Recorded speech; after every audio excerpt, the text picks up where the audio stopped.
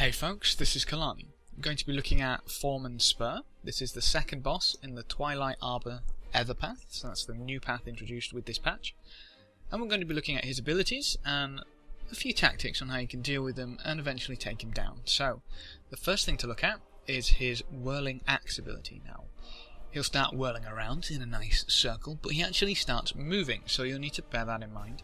What's interesting is that if you're close to him when he starts it, you'll actually get dragged along, which is very interesting, but can obviously hurt a great deal, especially if he drags you over his second ability, an AoE spinning axe on the floor. Now these are on the floor, obviously with red circles. It's kind of like a little spinny axe animation inside a bit of a lightning field. They do hurt quite badly, so you need to stay out of those. Now on their own, those two abilities aren't too bad. You can happily avoid them because you've got a lot of game space to work with. But when he throws in his third ability, an air barrier wall, I'm not entirely sure what you'd call it, your play space starts to get very small. Basically, he'll throw up this barrier and it'll do damage to you while you're inside it, but it'll knock you towards the center, so it'll knock you towards him. Obviously, it wants you to stay in the middle, so he's got more room, or rather, you've got less room to run away from his abilities.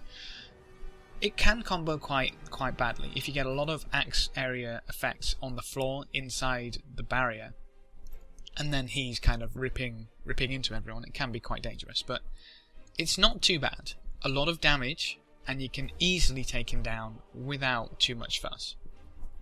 Now, bear in mind that if you are having troubles with this, it may be to do with people not evading the AoEs, standing in the AoEs, or simply not understanding how the air barrier works.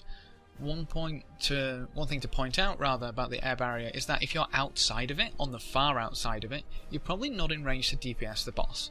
Damage lost on the boss is more damage you're going to have to take and tank through to get this encounter done. But it's not too difficult. Again, it's it's very easy. I'll be honest, it is very easy. The only problem is it's unforgiving. If you stand in the AoEs, you're going to die. If you don't damage the boss, you're going to die. The tactics are fairly simple. It's the execution that is key. So, it's not too... I don't imagine people to have too much difficulty, especially not as near enough like the difficulty people might have with Slick and Sparky, but if you do have any questions or queries, please do leave them in the comments section below. I'll try to get back to you as quickly as possible. Apart from that, bash your heads at it, bit of practice, go, and you should be fine. Thanks for watching folks, good luck and have fun, and as always, I'll see you next time.